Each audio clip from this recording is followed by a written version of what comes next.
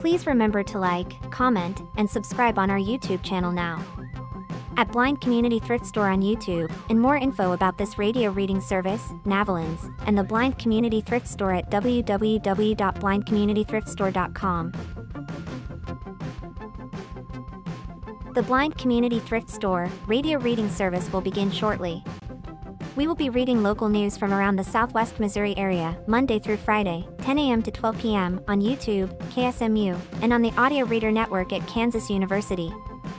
For more information, please visit us at www.blindcommunitythriftstore.com.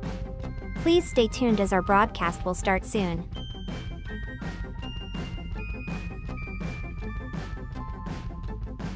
Please remember to like, comment, and subscribe on our YouTube channel now.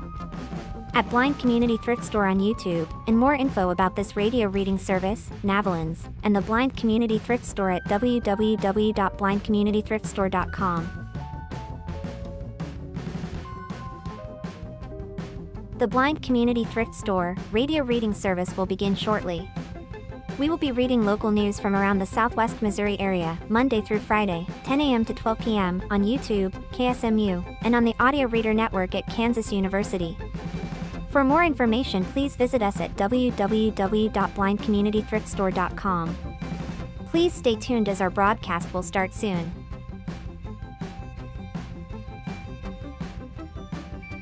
Please remember to like, comment, and subscribe on our YouTube channel now. At Blind Community Thrift Store on YouTube, and more info about this radio reading service, Navalins, and the Blind Community Thrift Store at www.blindcommunitythriftstore.com. The Blind Community Thrift Store radio reading service will begin shortly. We will be reading local news from around the Southwest Missouri area, Monday through Friday, 10 a.m. to 12 p.m. on YouTube, KSMU, and on the Audio Reader Network at Kansas University. For more information, please visit us at www.blindcommunitythriftstore.com. Please stay tuned as our broadcast will start soon.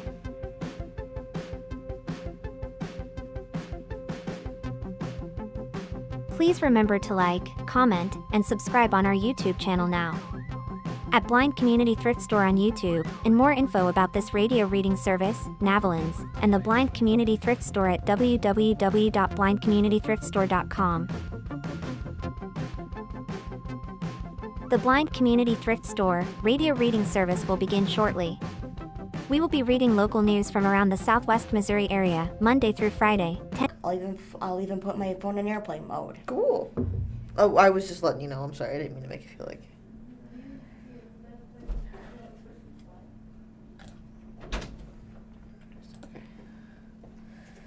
My phone is over here.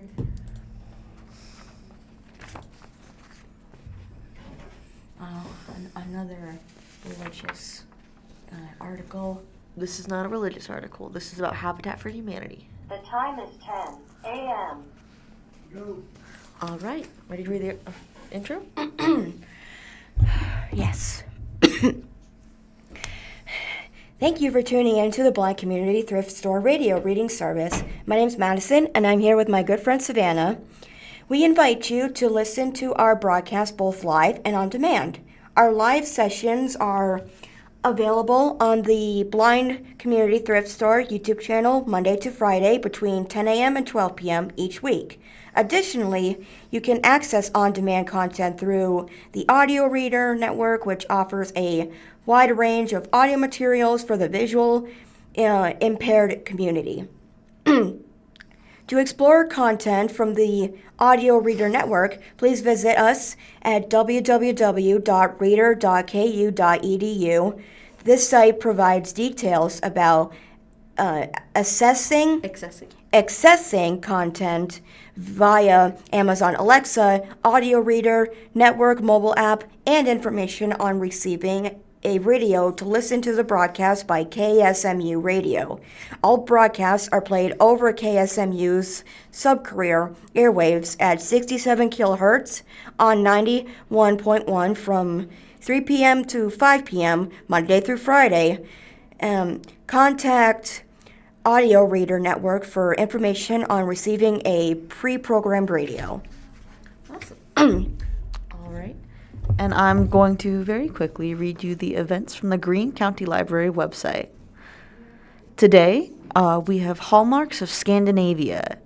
This is going to take place from 2 p.m. to 3 p.m., so our radio listeners will unfortunately have missed it. But if you are watching the live broadcast, then you have the chance to go to the Brentwood Branch Library, Community Room 100, and enjoy a relaxing afternoon in Scandinavia. Sit back, relax, and explore a new place on the third Thursday of each month, from Denmark's royal castles and Norway's mountains and waterfalls to Sweden's historic sites and vibrant cities. Explore Scandinavia through library staff member Becca Harris. Accounts of 3 countries in under 2 weeks. Christmas and country music with Dottie Dillard and Anita Kerr.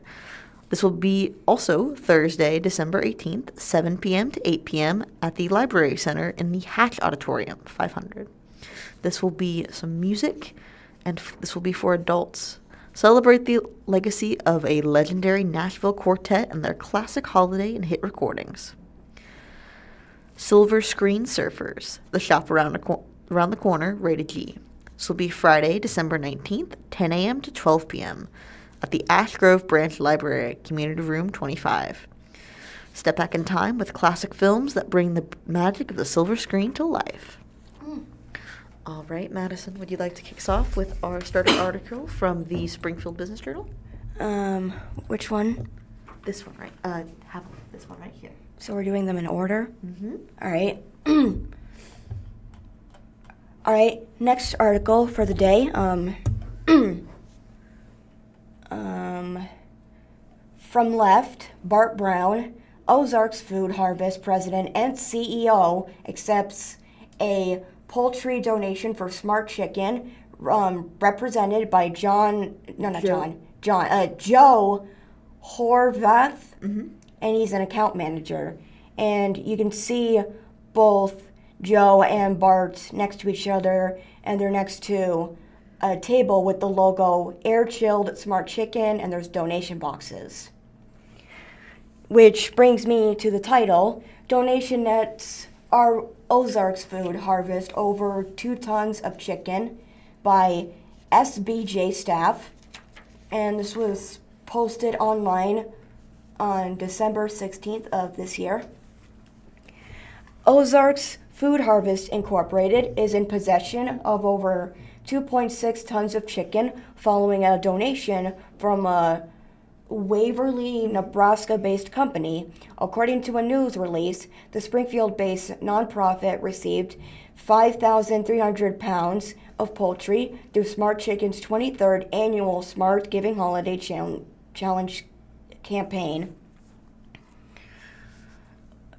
Bart Brown, and one of the CEO of the Ozarks Food Harvest, in the release said, "This donation comes at a time when families are facing rising costs, making it harder to access the nutritious foods they need. We're so thankful for the Smart Chicken's long-standing partnership, especially as we head into the most challenging time of the year for folks facing hunger." Ozarks Food Harvest plans to distribute the chicken to its network of 270 faith-based and community charities in charities, in Southwest Missouri, the officials say. The nonprofit's network serves an average of 90,000 people each month, according to the release. Through Smart Chicken's annual holiday campaign, it donates 10% of poultry purchased in November to Ozarks Food Harvest, with participating retailers including Apple Market, Food for Less, Harder House, and Price Cutter. Just start reading up here. It's okay. Yeah. Joe Horvath says, "We are proud to partner with local grocers and customers through our Smart Giving Holiday Challenge to help families facing hunger." Smart Chicken has donated more than 172,000 pounds of poultry to Ozarks Food Harvest since 2004, according to the release. Dang. That's the end of that article. All right. And from the Springfield News-Leader. Missouri lawmakers vow to tackle mental health backlogs in jails. State lawmakers are seeking solutions to a growing backlog of jailed Missourians awaiting help from the Missouri Department of Mental Health to move their cases forward. These Missourians have been charged but not convicted of crimes, and they were found incompetent to stand trial due to mental health disorders or cognitive disabilities. State law requires the department to provide services and treatment to help them, but in October, the average number of people on the waitlist reached a new high of 487. Several bills filed ahead of the 2026 legislative session seek to reduce the backlog or build out options to get treatment for people with serious mental illnesses outside of jail. Some stakeholders say the bills have loopholes, but their sponsors maintain they will amp up discussion between lawmakers and the department about the roots of the problem and how the legislator can help. Two bills add requirements or consequences for the department. State Rep. Jeff Vernati, a Republican from Camden, filed a bill that would require the department to reimburse jails for housing people on the wait list at a rate of $200 per person per day, as well as the cost of medication. Another bill, sponsored by State Rep. Brian Setz, a Republican from Branson, would impose a 45-day deadline on the department to conduct court-ordered evaluations and require the department to transfer people ruled incompetent to a hospital within another 45 days. The bill would also require the department to submit annual reports to the General Assembly on competency restoration. Setz said a key goal of his bill is to bring the department and lawmakers together in conversation to identify solutions. This will open the dialogue to say, we see there's a problem. Let's diagnose the problem and solve the problem, Setz said. And I think creating deadlines like I did in the legislation and then requiring an annual report will show us where the problem lies. Vernetti said the entire state has to do a better job of finding ways to get people the help they need. A bill filed by a pair of Democrats, State Rep. Aaron Crossley of Independence and State Senator Maggie Nurban of Kansas City, seeks to establish guidelines for court-ordered involuntary outpatient treatments before a person gets a criminal charge.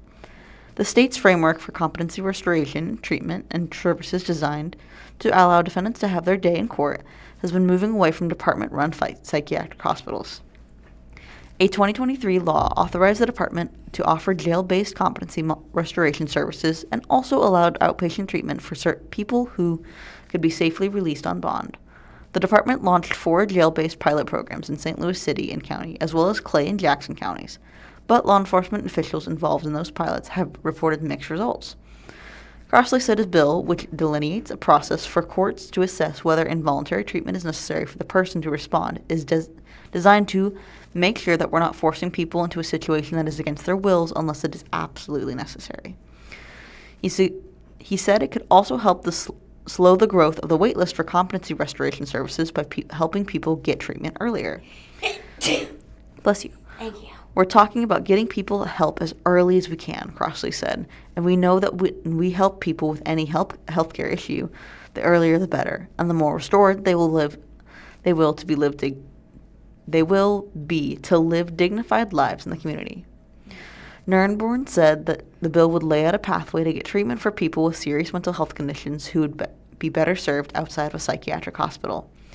As we look at this from a state perspective, I think one of the things that should be compelling to individuals is that this is more of an efficient model, Nurnborn said. That it can be more fiscally responsible model, and it can be a model that can be used to ensure that we are also not breaking individuals' constitutional rights. A persistent problem. The department has long acknowledged the growing number of Missourians who are waiting for a hospital bed to move their cases toward trial or dismissal. Months before the filing in November of a federal class action lawsuit against the department, Mental Health Director Valerie Hunn in May told lawmakers on the House Health and Mental Health Committee that the wait list left the state vulnerable to litigation. I just wanted to make everybody aware of some of the risks that we know we're taking on because we can't get these individuals from jail into our state-operated hospitals, Hunt said in May. Obviously, their illness is worse, and as their treatment is delayed, that makes it harder for us to turn them around. Dr. Jeanette Simones, the department's deputy director, told The Independent in October that the waitlist is growing because courts are requesting more competency evaluations, and the department has a static number of hospital beds. As the numbers continue to increase, I'm not surprised that the numbers of folks found incompetent increases, Simon says. It clearly correlates together. The department maintains that everyone on the waitlist is getting help. In addition to the jail-based pilot program, the department's indicated in October that 2 mobile teams of clinicians that visit jails statewide helped 117 people obtain competency last year. But the jail-based programs have met roadblocks. Sarah Boyd, spokesman for the Clay County Sheriff's Office, said Friday that the agency is terminating its agreement with the department in January. Our goal in participating in this pilot program was to reduce the number of Clay County inmates awaiting placement in Missouri Department of Mental Health facility, Boyd said, and that did not happen. Boyd said the number of people awaiting hospital placement in the jail stayed steady at 7 to 8 people during the pilot, and that the compensation of the jail received from the department did not cover the cost of dedicating a pod to competency restoration. Returning that pod to full occupancy, Boyd said, will save hundreds of thousands of dollars. The sheriff's office will continue working with mental health staff that the department had contracted as part of the pilot program, Boyd said. We wanted to be part of a broader solution, but in the current form of this program, it didn't work out, Boyd said. The proposed solutions. Cape Girardeau County Jail Administrator Richard Russian said his agency built 2 mental health pods in the new jail opened in September, partly because the jail is expected to house people awaiting services for the state's mental health department. Russian estimated the pods, which contain 28 single-bed cells with cameras, cost $7.5 million of the $54 million the sheriff's office spent on the jail. Russian said he supports Vernatti's jail reimbursement bill partly because of the cost of housing people with acute mental health needs, including medications and extra staff. Taney County Sheriff Brad Daniels said it couldn't hurt to get some of those funds back from housing the inmates. But to me, that's not the big thing, he said. I'm not in this job to make money off of housing prisoners. I feel like we need to get them the help that they need so that they can move on. There is a picture of State Rep. Jeff Vernatti, the Republican from Camden. Vernatti said, "The money is not the motivation. This is about the discussion on the issue, because I think that if we just threw money at the current problem, that's only continuing the problem." Daniels said he liked the CX bill would give the department a 45-day deadline to place someone in a hospital. In recent weeks, Daniels said the department has been taking about 2 weeks to complete competency evaluations, often via telehealth. That's an improvement, he said, but wait time for hospital beds are too long. Of the 7 people in his jail who have been ruled incompetent, Daniels said on Wednesday, December 10th, one has been waiting over 14 months for hospital care. Once they've been determined to be incompetent, Daniels said, we need to get them out of here. Russian said he would support the 45-day deadline CIET's bill imposes on the department. If the bill would actually hold them accountable for that, but he doubts the department would meet the deadline. I hate to sound negative, but right now all they have to do is keep asking for extensions, Russian said. While state laws already require the departments to complete competency evaluations within 60 days, the department often takes longer, an average of 75 days, according to its fiscal year 2027 budget request. There is no law capping how long the department can take to transfer someone to a hospital. Russian said that many of the people who have been jailed and ruled incompetent in his county were charged with misdemeanors, like trespassing. If they plead guilty upon the first hearing with an attorney present, they might get 30 or 60 days, or they might get 6 months, Russian said. Yet they end up going about 18 months to plus 2 years through this process because of the backup. It's gotten to the point, he said, where there's no due process anymore for these lower-lying laws, which is a violation of their rights. Money matters. Addressing the underlying cause of the backlog, Nuremberg said, comes down to funding. Departments have been telling us to do more to increase wages, and we haven't done that, she said. Unless we spend significant state resources to invest in our workforce in the Department of Mental Health and Department of Health and Senior Services, we're not going to do anything to be able to alleviate the gaps that exist there. Cietz and Vernatti underlined a need to keep the department accountable in its spending. We spent money on the mental health department, Cietz said. I'm sure they do a great job in very many areas, but this is one area seemingly that people have fallen through the cracks. Vernatti said a shortage of hospital beds would be the wrong answer for the department to give. Then we're going to start looking at their budget and seeing, okay, let's maybe move some of your budget from an area that you're not spending all of it, or maybe not spending it wisely, Vernatti said. Daniels and Russian said that they hope lawmakers' attention to the backlog of people awaiting mental health services in jail will yield solutions. They don't deserve to be living like that, Daniel said. They need to get the help that they need so that they can either be found guilty or not guilty of the crime they've allegedly committed and get on with their lives or serve their time. All right, Madison. All right. Next article. It's the SBJ Springfield Business Journal. or Springfield Business Journal.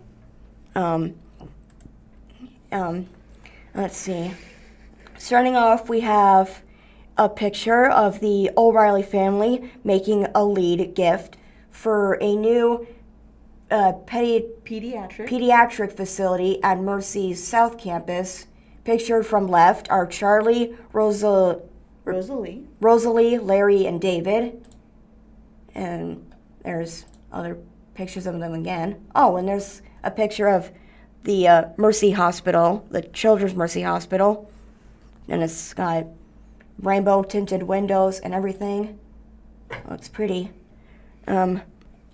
Anyway, the article goes on to say, O'Reilly. Okay, so like the company? Yep. Okay. O'Reilly family makes naming level donations for Mercy Pediatric Facility. And this post is by Jeff Pickle. He's a digital editor. And this was posted on December 11th of this year. The article goes on to say, less than a month after Mercy Springfield Communities announced a $30 million pediatric outpatient center in partnership with Kansas City-based Children's Mercy, the project has secured a lead donation as part of a larger fundraising effort.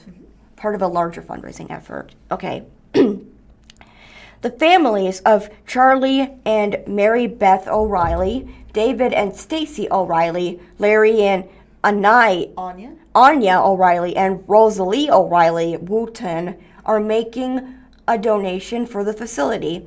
While the family declined to disclose the amount of the donation, they said it's 7 figures. The name of the pediatric facility has not yet been determined. Of the $30 million cost for the pediatric outpatient clinic, $10 million is targeted for fundraising. Charlie, Larry, David, and Rosalie are serving as honorary co-chairs for the capital campaign. Rosalie said, each of us are interested in charities that benefit children in general. In this case, a new opportunity to bring additional care for children to Springfield felt like a good thing. David said their father and grandfather were part of a group of leaders who originally raised money to build St. John's, which would later take on the Mercy name. O'Reilly's family members have served as Mercy board members, and Rosalie additionally pointed to the C.H. Chubb O'Reilly Cancer Center at Mercy's main campus as an example of philanthropic giving to the health system. David said, I feel like it has a pretty special role in our family in that regard, but obviously the bigger role is in the community. Larry said, when the family was approached about donating to the pediatric facility, it was an easy yes. There's only been a couple of other times, I think, in our history where all of us just had kind of looked at each other and said, yeah, this is it. This is something that we've got to get behind. This is too important to our family and our community. It was like 2 and 2 is just 4. It just makes sense, he said, pointing to the family's giving mantra. What is that, type of fish? Mantra is a statement that people rely on. Okay. It then says, if you are successful, if you do well in whatever you choose, always give back, always return, and that you will always come, and that will always come back to you many times over. Mercy Springfield Community's President John Myers thanked the O'Reillys for their donation and noted Aliyah Aldridge, and she's an executive director of the Mercy Health Foundation in Springfield, and she will be leading for the fundraiser of the campaign. He said, "I just want to express appreciation and thanks to the O'Reilly family for making this gift." He said, noting the donation would be impactful, not just in Springfield, but overall Southwest Missouri. The remaining $20 million cost of the $30 million project would come from capital provided by Mercy and Children's Mercy, he added. Work to begin. Construction is scheduled to start this month at the Pediatric Outpatient Clinic, which is located at Mercy South Campus. The project site is on currently vacant land that's part of Missouri's real estate holding that also hold in Mercy's Real Estate Holdings. Where was I? Right here. Real estate holdings that also hold an orthopedic hospital, rehab facility, and newly opened emergency department at US Highway 65 and Evans Road. Schneider Construction Group LLC is serving as general contractor for the 40,000 square foot facility designed by HDR Engineering Inc. Incorporated officials, and they expect the pediatric clinic to open in December of next year. Officials say the planned pediatric facility would have pediatric specialties and pediatric primary care under one roof. Myers said urology and gastroenterology.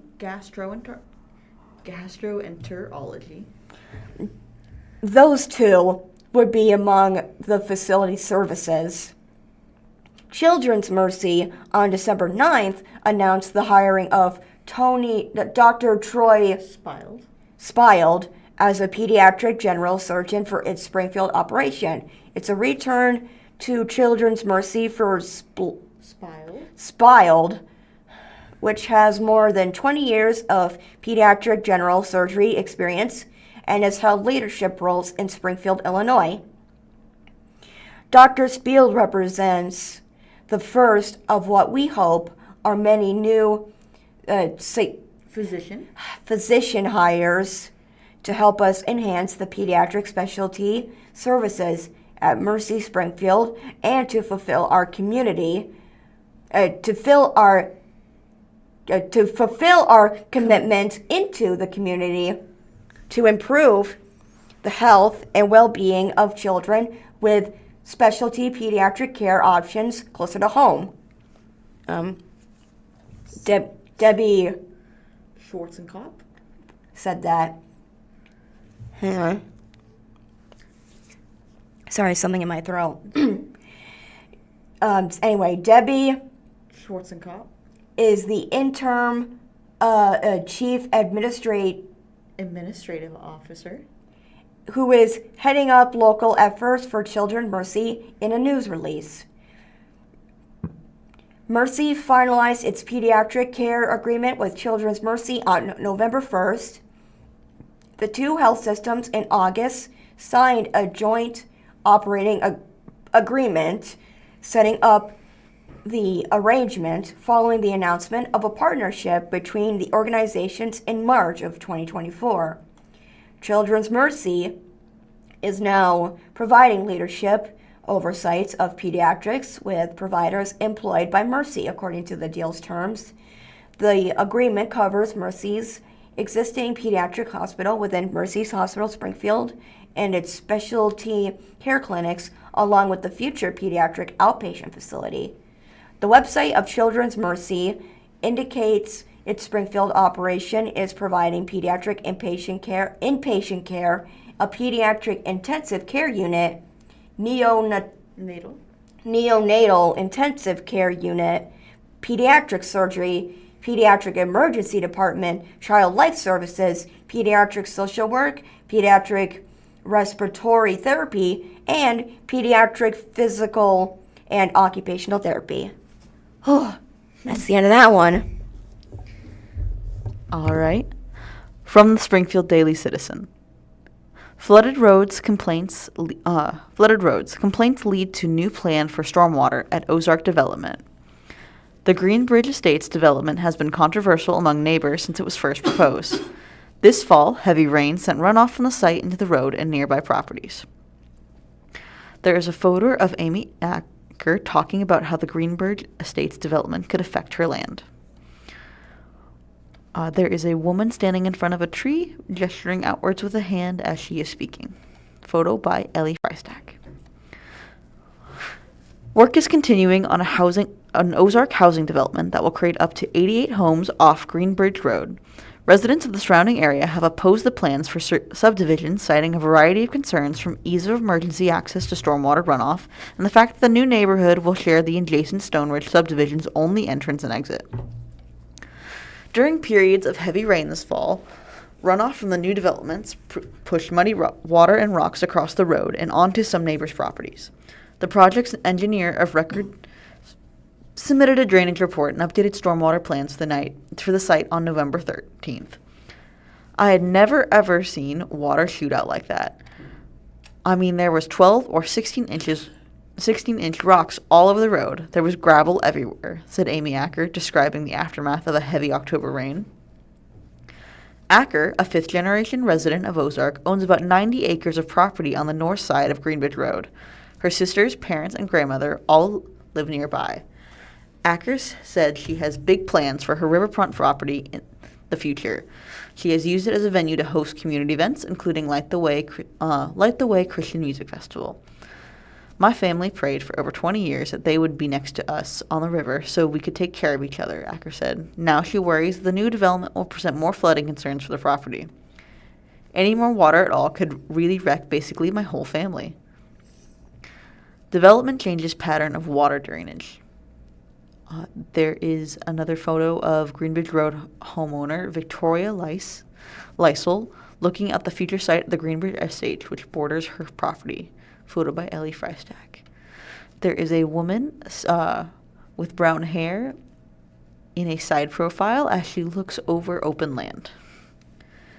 Victoria Lysel's property borders the site of Greenbridge Estates.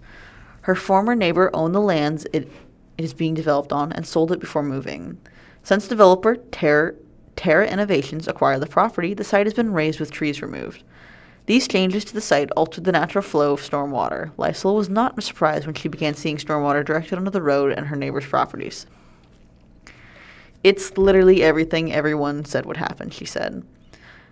There is a video of this occurring where the drainage is going onto her land.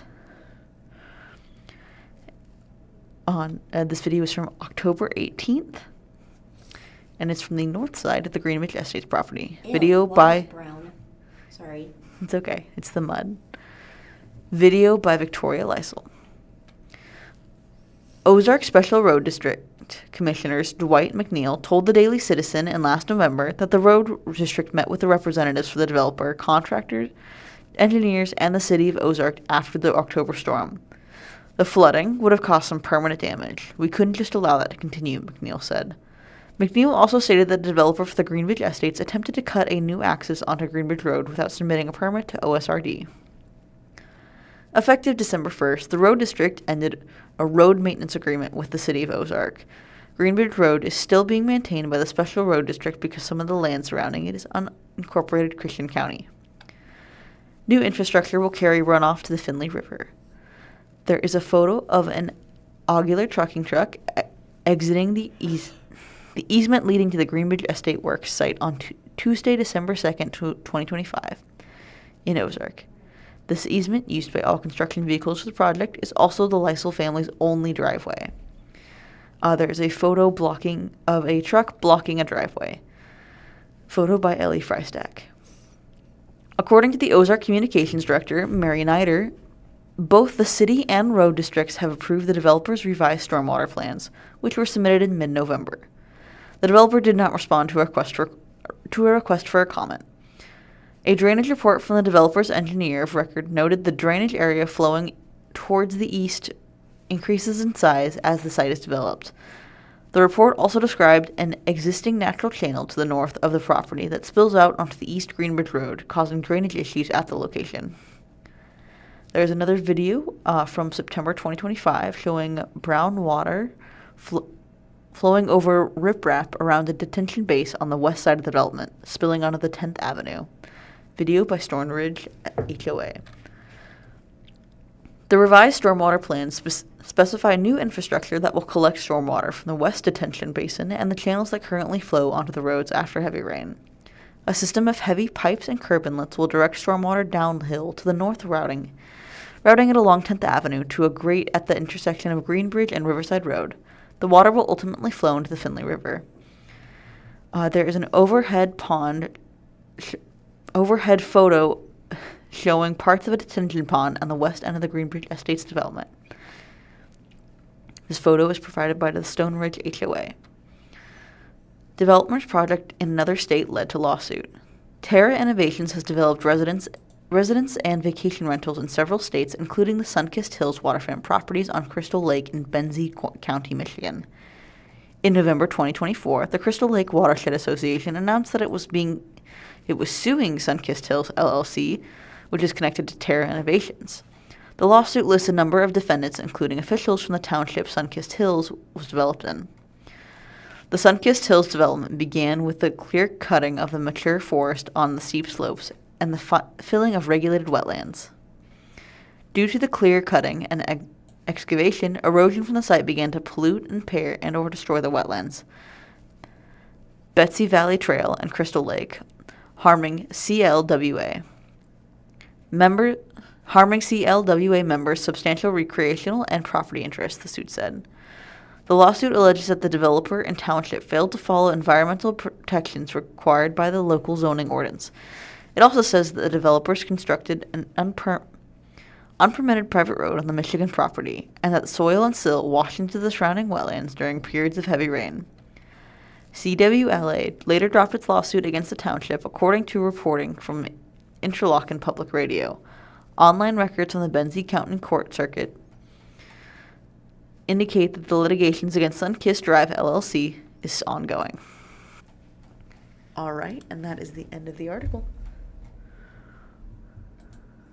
Hang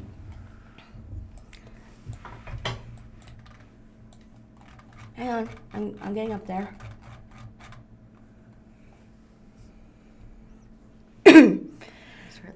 All right, with the holidays coming up, this next article says, well, first it's from Springfield Daily Citizen, but right here, by Susan Atterbury Smith. Okay, as the holidays are coming up, this is the next article I want to read to you. As Springfield feels the squeeze, neighbors are sharing more. An idea rooted in ecology and ancient human communities is resurfacing in Springfield. And there's a picture of Jason and Katie Hertz donating some of the lettuce that they grow at Box Turtle Farm in Mount Vernon to Springfield Community Gardens for organization's free community refrigerator program. This photo is by Jim Wilson. And let's see. In depth. Okay, in depth. With community food fridges emptying as soon as they are stocked, signs of a tightening economy in Springfield are quiet but visible. Yet so are signs of small acts of sharing. Farmers give away the food they once sold to help fill fridges, and there's even food inside little free libraries that once held mainly books. And the neighbors are helping to put it there. In her 2024 book, The Serviceberry, Abundance and Reciprocity. in the Natural World, Botanist. and plant economist Robin Wall Kimmerer? Yeah. Kimmerer. Yeah, he's got 2 ERs. He has a name for this kind of exchange. He calls it a gift economy, one based on Reciprocity. rather than profit. And earlier this fall, as I began noticing these small acts around my community, I wondered how they were connected and how they point to an ancient way people respond in times of need. And there's a picture of a donation box, like a little library. Do you want to read the caption? I've seen these in Vermont. Joe Van Arkel keeps a little free library stocked with books. Yeah. And sometimes canned food near her home on Delaware Avenue in Springfield. Others contribute additional items as well. Once again, this photo is by Jim Wilson. And as I said, the picture is Cabinet. it's a cabinet outside of someone's home, and they have books, canned foods. They have these all over the place. I like them. Anyway. On a Sunday morning in September, I sat in a dusty truck rolling down a county highway in north central Missouri, getting ready to stuff Kimmerer's book into a gift bag I bought at a dollar store along the way. My sister's surprise birthday party is in Warrensburg that afternoon. Would be the icing on the cake of a 6-day road trip to Minnesota, Iowa, and now Missouri again. In more than 1,000 miles, my traveling companion, husband, and I had covered just about every conversational topic we could think of. So, as he drove us west, I decided to take a look at the book before I wrapped it. When I found the book at the Minnesota Marine Art Museum, I knew my sister, a University of Missouri Extension Master Gardener, Emeritus, who has sketched birds and grown many plants, who would appreciate not only Kimmerer's writing, but John Burgoyne's illustrations. The colorful book cover features 2 cedar waxings, one flying, one perching with a service berry in its beak, among leafy branches of red and purple berries. As we drove past endless acres of corn and soybeans, I took a peek inside and was fascinated by the idea within the slime volume. Kimmerer's book opens with a simple story, neighbors gathering service berries on a New York farm, taking what they need and leaving the rest. For generations, she writes, service berries feed birds and wildlife and Native Americans who dried them into energy bars to sustain them through lean seasons. And there's a picture, an April photo, showing spring flowers of the serviceberry, which provide early fuel for pollinators and eye candy for gardeners. The berries ripen in June and are eaten by birds within days. Once again, this photo is by Jim Wilson. As her bucket fills, Kimmerer reflects on the pleasure of receiving an abundant gift she has done nothing to earn, and on a Anishinaabe worldview in which all gifts come from the earth and carry an obligation of reciprocity. She writes, gratitude and Reciprocity are the currency of a gift economy, and they have the remarkable property of multiplying with every exchange. Kimmerer also asks whether traces of that kind of economy still exist today. In free farm stands, Little free libraries are other quiet acts of sharing that persist alongside a modern market system built on scarcity. Before we made it into Warrensburg that afternoon, I finished the book and stuffed it into my sister's gift bag. Yet as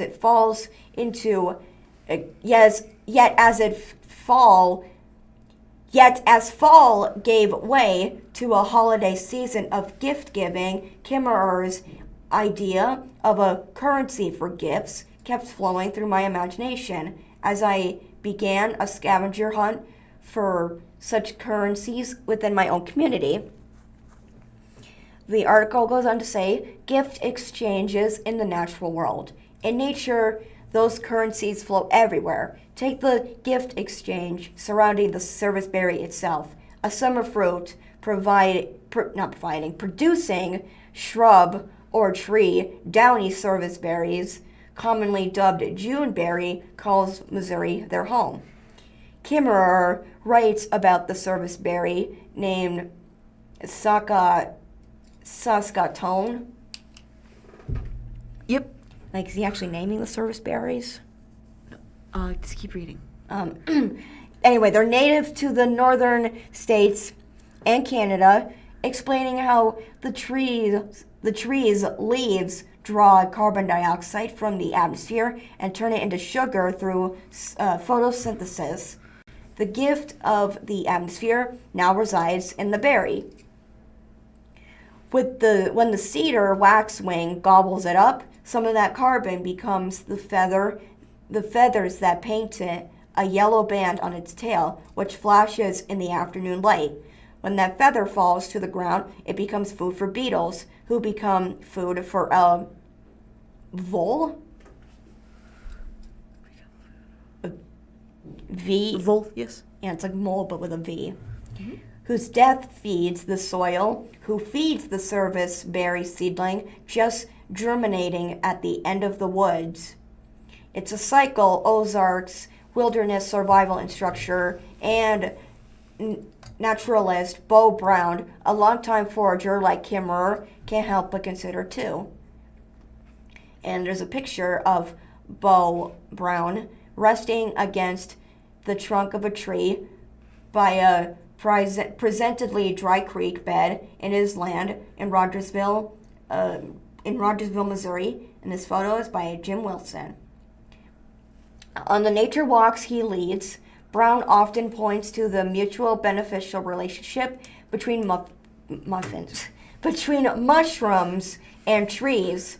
Some Parasitic? fungi kill trees, yet others are mycorrhizal, improving the soil even as they derive nutrients from tree roots through filaments called mycelia. He says it's that kind of reciprocal giving that's basic ecology. A lot of ecological systems only work because all the parts are there. The idea of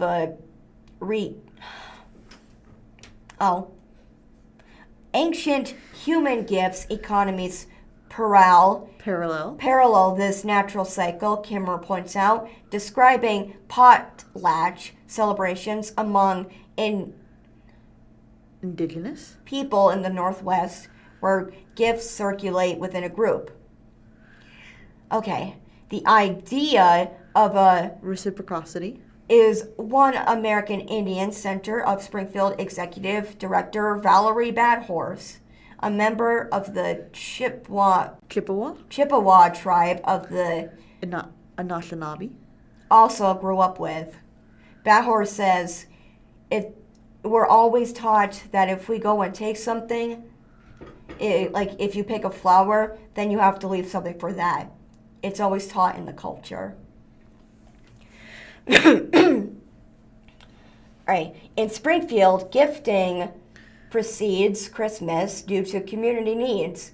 As the leaves turned and began to fall, I was on the lookout for gift economies around me. In late September, I spot a trellis of cherry tomatoes with a Help Yourself banner above it along Walnut Street in Springfield in October. I spied a box of free Halloween costumes outside one of my favorite Ozark thrift stores. I drove past the curbside giveaways I often take for granted. Kimber asks, "Is this an economy?" describing a makeshift table of random freebies, a spice rack, and a heap of army camouflage items set in front of a trailer on the road to her New York home. Someone says, "I think it is. A system of redistribution of wealth is based on abundance and the pleasure of sharing. I have that more than I need, so I offer it to you." As I learned of at least a few area farmers who have recently felt compelled to share out their own abundance during the federal government shutdown, while Barry and Leslie Million heard that SNAP, the Supplemental Nutrition Assistance Program, benefits would be reduced. They were concerned about some of the customers they come to know at Farmers Market of the Ozarks, where they sell the specialty cheeses they make at Terrell Creek Farm in Fordland. Leslie says, with the economy getting the way it is, and just the divisiveness in the country right now, and knowing that people are struggling, we felt like we needed to do more. Adding that at a cost of $7 for a 4-ounce tub, Terrell Creek cheese is too expensive for some of their customers. And it says, quote, "We have customers at market that use SNAP tokens for cheese." And there's a picture of Barry and Leslie Million donating 55 ounces cheese packets to the farmers that they provided at Terrell Creek Farm in Fordland, Missouri, to buy food banks every week. The cheese goes to Springfield Community Gardens Food Pantry and the Bear Pantry on the MSU campus. This photo was by Jim Wilson.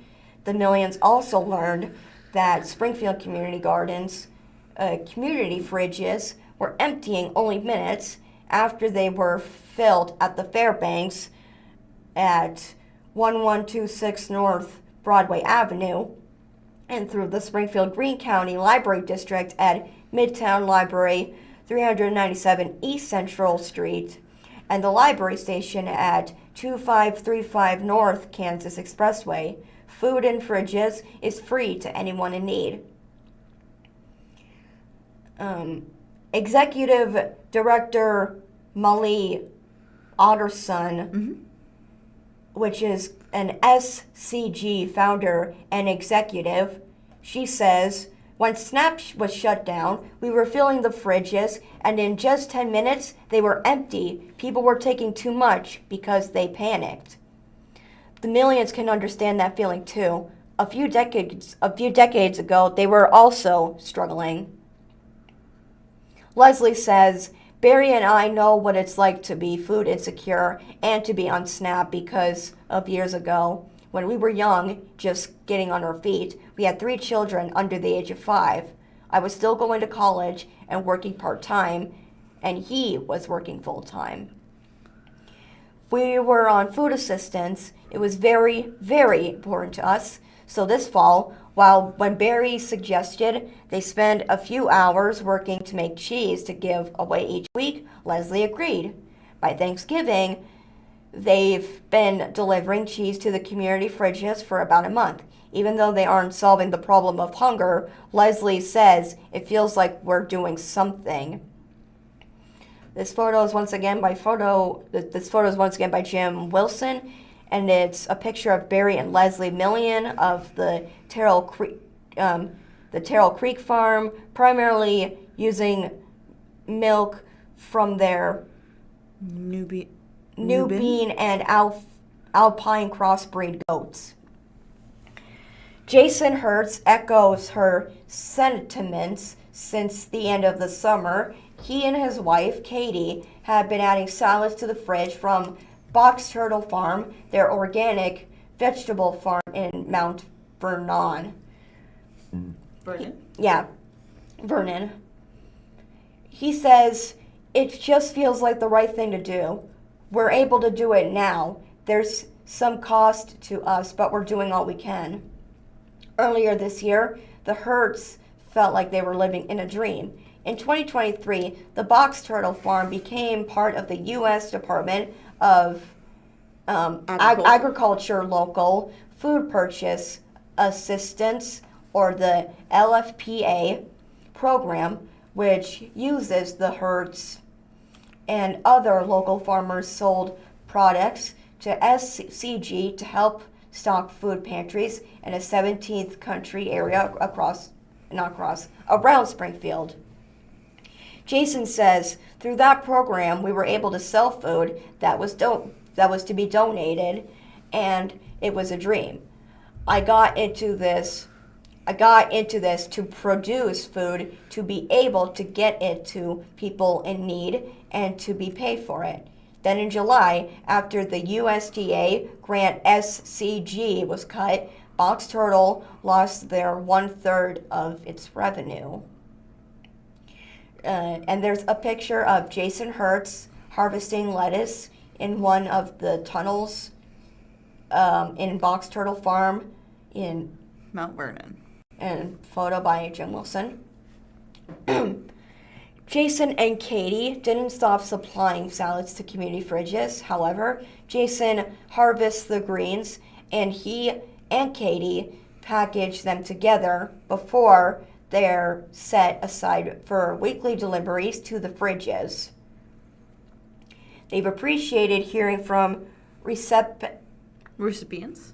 Jason says, one thank you came from a young unsheltered woman homeless for the first time. She says when her shelter mates came across the salad in the community fridges, it was oftentimes the healthy food they had that week, he says. As the core of a gift economy is sharing one of own's abundance, Kimmerer explains in the Service Berry. In a gift economy, wealth is understood as having enough to share, and the practice for dealing with abundance is to give it away, she writes. In fact, status is determined not by how much one accumulates, but by how much one gives away. The next title, An Abundance of Books Connects Neighbors who then support one another.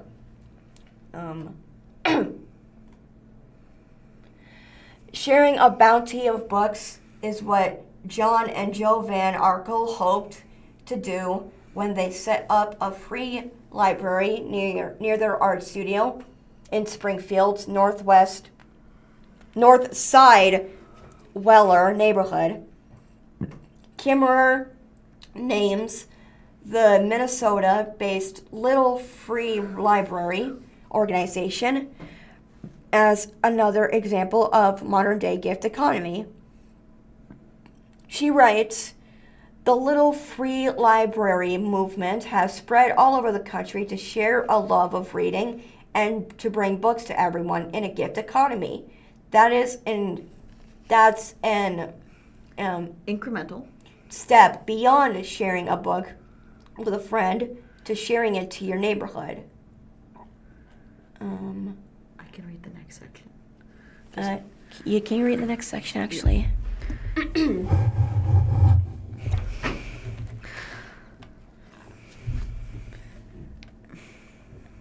Savannah will continue the next article. This is the same article. Yeah. According to the nonprofit's website, there are now more than 200,000 Little Free Libraries in the world, most in the United States, including at least 60 registered libraries here and there around Springfield. Anyone can start a library, and the website offers plans and video tutorials for building them. The program appealed to Joe, a writer and longtime English professor at Drury University, where John is the university's former men's and women's cross-country coach. The couple's first little library, built by Joe Drury students as a freshman service project, stood at John's former law office. Books are one of the things that have made me happiest, Joe said. There's nothing like a good story or to learn something interesting in a book. Then she adds with a laugh, I have so many freaking books in my house. Nice. Not long after John rebuilt the library near the art studio in Weller, 6 or 7 years ago, though, he and Joe began to find much more than books on a shelf. There is a photo of Joe Van Arkel standing next to her cabinet, her little free library, which is a wooden-built cabinet stored with books and food cans. This photo is taken by Jen Wilson. Some library visitors left unexpected gifts. The Van Arkel's favorites? Illustrated stapled together notebook pages from a child. This little magical soul, was bringing these contributions to the little free library, Joe says. Then the pandemic arrived, and the contents of their curbside cabinet changed along with the course of history. Mm-hmm. During COVID, that's when people started putting food in it, Joe says.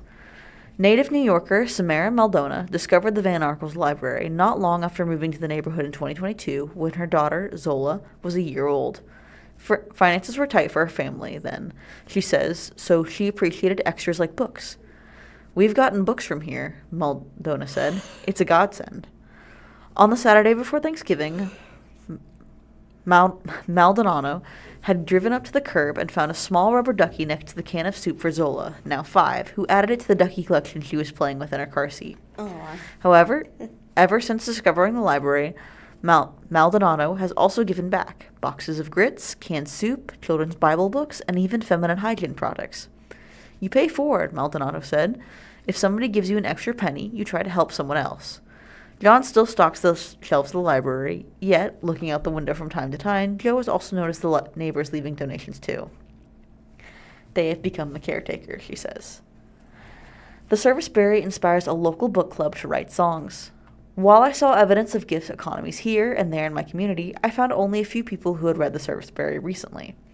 Then Bo Brown tipped me off about Wild Bob's Music Book Club, a group of about a dozen singer-songwriters who meet several times a year at Lindenberg's Tavern on West Commercial Street. Emily Higgins, a Springfield singer-songwriter who joined the club when it was formed in 2014, says members don't have in-depth discussions about the books they decide to read. Instead, says the host of the Sunday night KSMU 91.1 show, The Mulberry Tree, they write songs about them. There is a photo of singer-songwriter Emily Higgins, and she is sitting in the tavern in a blue flannel with a guitar. This photo is by Jen Wilson. Last summer, they read the serviceberry. Higgins says the group was enthusiastic about the idea of reading the book, even though it did produce some heaviness for everyone, including her. That book really made me crawl inside my head for a little while about the whole concept of gift economy and reciprocity because we need it so badly right now, Higgins said. And even though the club doesn't talk much about the books they read, when they met to share the songs they'd written at Lindenberg's, most had a common theme, Higgins said. Many of the songs circled around the same unease, a feeling that something essential had gone missing. Almost everyone touched on the subject agreed, which blew me away, Higgins said. I think that book made it very obvious that we are lacking the spirit of giving and sharing. Greed, according to Kimmerer's Potawatomi philosophy, is exemplified by a monster who suffers from the illness of taking too much and sharing too little, she writes in the serviceberry. Wake Up was Higgins' song. It popped right into my head. There's so much greed. These are lyrics from her song. Yeah. There's so much greed. People throw away what they don't use when there are mouths to feed, she writes. Some grab it all. They drink their finest wine while watching those who fall. And it said this monster was Wendigo. Hold on, I'll explain after. Yeah. There is a picture of her lyrics that she has written. They were just the ones that I read, as well as it continues on to say, while watching those who fall, there's so much need. Why not grow and share a garden? It only takes a seed of kindness. There can never be a change till we wake up from this blindness. This photo was provided by Emily Higgins. Yet, as she read Kimmer's book, Higgins said she also thought about a time when sharing was a way of life. If you came to a community new and you didn't know how to thresh wheat, if you didn't know how to fill a pantry with preserves, someone who was an elder in the community would come and show you how, just out of the goodness of their heart, or for bartering, she says. This was how people got their status and their name out there, was by how they gave back and worked to make the community thrive. Nurturing neighbors is a different kind of economy. While Kimmer acknowledges the competing in a market economy gives people the means to pay the bills, she writes, Serviceberry shows us another model, one based on reciprocity rather than accumulation, where wealth and security come from the quality of our relationships, not from the illusion of self-sufficiency. And gift economies are about interdependence, not independence, within communities. Kimmerer explains, a gift economy nurtures the community bonds that enhance mutual well-being. The economic unit is we rather than I, as all flourishing is mutual. In 2018, David Burton thought he was doing enough to nurture his own community.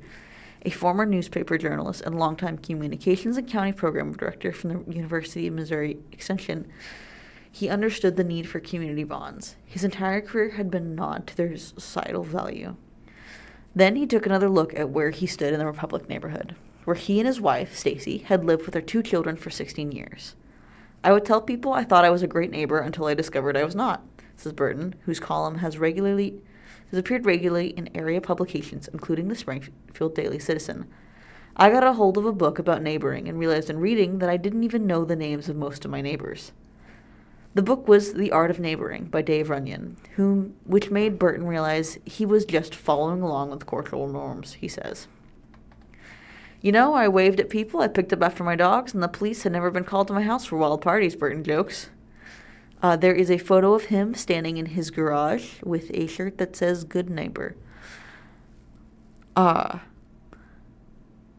it says, this photo was taken by Jen Wilson. However, as they considered the biblical commandment to love thy neighbor, David and Stacy realized that that wasn't what they'd been doing.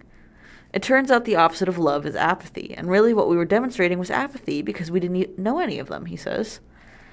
At work, he was inspired enough to launch Extension's Engage Neighbor program, which now includes Missouri's Good Neighbor Week, a statewide celebration of neighboring that begins in 2022. Burton also started his own Engage Neighbor project to promote good neighboring. At home, he and Stacy began ringing doorbells, introducing themselves, and offering cookies. They distributed flyers to let neighbors know when they were grilling hamburgers or serving Saturday morning coffee and donuts from their driveway. When the pandemic hit, they got creative. A bear walk with a book gave children a safe activity to participate in as they read a story that then looked for stuffed bears propped up in the windows of the neighborhood homes. We kept looking for opportunities to build connections, not to entertain people, he said. We didn't get a bounce house or do a block party. Soon the Burtons noticed they weren't the only ones getting to know their neighbors. Other neighbors were getting to know each other, too. Some formed a book club, Burton said. Others started a Bible study. In his garage, a group of men gathered weekly for devotionals, prayer, and to catch up on life, he says. And it wasn't long before neighbors returned to Burton's generosity. When Stacy was diagnosed with thyroid cancer in 2019, she's now cancer-free, David notes. 2 neighborhood women she hadn't known before, both cancer survivors, offered support. More recently, when last April's storms felled a tree in the couple's yard, neighbors helped David saw it apart and clear away branches. Since he didn't own a chainsaw, Burton says with a chuckle that he still isn't sure how to reciprocate. In the Serviceberry, Kimmer writes, in a gift economy, the currency in circulation is gratitude and connection rather than goods or money. A gift economy includes a system of social and moral agreements for indirect reciprocity rather than a direct exchange. Meanwhile, though, he and Stacy have built a new network of friends from their own neighborhood. We go to basketball games together, we go to movies together, he says. They've also had time to think about how alone they once felt there. I think we were living in isolation in a lot of ways since we didn't know people, Burton says. Over the past 8 years, the Extension veteran of 24 years has earned a new job title, County Engagement Specialist, and learned much more about the value of neighboring. Studies in economics, sociology, and public health show that communities characterized by reciprocal acts of kindness have higher trust, better health outcomes, strong resilience in emergencies, and a deeper sense of belonging. Burton wrote in an email before our interview. He also reflected on the central theme of the serviceberry. In Kimura's framing, the world becomes generous when people act generously, Burton wrote. Gifts create relationships. Relationship creates obligation. Not the heavy kind that burdens, but the joyful kind that says, we belong to each other. When neighbors shovel each other's driveways or share garden produce, they're reinforcing a bond, not completing a transaction. Bonds generate trust, and trust becomes goodwill, he adds. Neighboring, he concluded, is the humane-scale version of the serviceberry economy.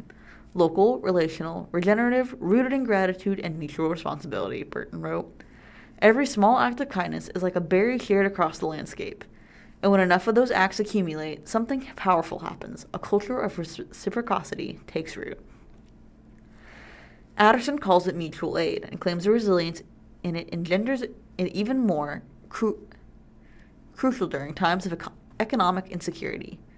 Mutual aid is resilient, but it's also a necessity, Addison said. We need to be doing that even when we're not hungry, even when the government isn't shut down. Our society simply won't survive without it, she adds. How to participate in a gift-giving economy. Or a gift economy, I'm sorry. Higgins' song goes on. There's so much need. Why not grow and share a garden? It only takes a seed. Don't give up. When we all do our part, we can fill the empty cups. Don't look away. Food is love. Love is food. Can we meet halfway? With so much food for thought, after weeks of talking to others about gift economies, I look back on my scavenger hunts and realize that it could be all around me. If only I would ask, as Burton suggests, how can you use your own gifts and talents? I also realize there's more giving and reciprocity than I thought there was. While the currency of gifts can be strengthened among humans, as Kimura argues, reading the serviceberry has made me consider the gifts I've received recently, and how I might show gratitude and give back. Some appear to be tangible, like yards upon yards of free fabric from a friend well aware of my sewing habit, even as their true value to me is intangible as a carbon to a serviceberry tree. Picking up the fabric gift turned into the perfect excuse to visit with an old friend I don't get to see as often as I'd like. And who knows, maybe I'll surprise her with something made from one of the pieces. Or maybe I'll give some of it away. Maybe it's something hard to know where the receiving ends and the giving begins, and vice versa. At least now, after borrowing my sister's birthday gift for a few hours in September, I have new ideas about the way to share out my own abundance. During next year's growing season, I could set aside more vegetables to share more from my own garden. I could put some of the dusty books on my shelves in my own little free library. I could try a few of the 101 acts of neighboring listed on the Missouri Good Neighbor Week website. I think, just as our next-door neighbors text to ask whether to pick up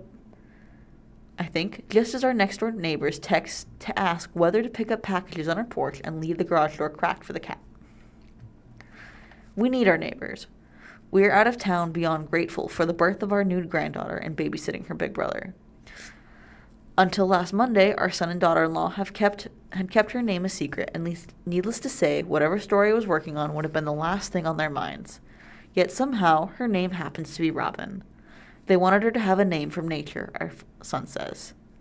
I closed my own new copy of the serviceberry for now, focusing on its back cover illustration of hands cupping berries and the words below it. All flourishing is mutual. And that is the end of the article. Would you like to read our ad? Oh, that was a long one. Mm-hmm.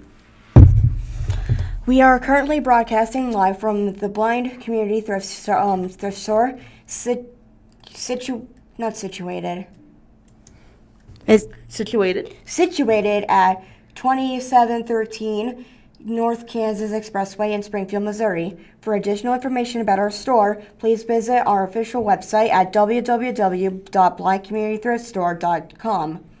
To go explore more of our video content, including movie reviews with Matt and Meredith, adaptive technology, training videos, and other informative material, please visit our YouTube channel by searching for Blind Community Thrift Store. Our organization is dedicated to support the blind community through various initiatives, and our online platforms serve as much as valuable resources for community engagement and education. Do you want me to read the next word, or do you want to read this one? Hang on, let me see how long this one is. I'm going to do this one. This one's kind of short. Okay. This is from the Springfield Daily Citizen. Just had to. Or Springfield Business Journal, I'm sorry. Yeah, I got it. I was just waiting for my throat to. You're good. A lot of reading.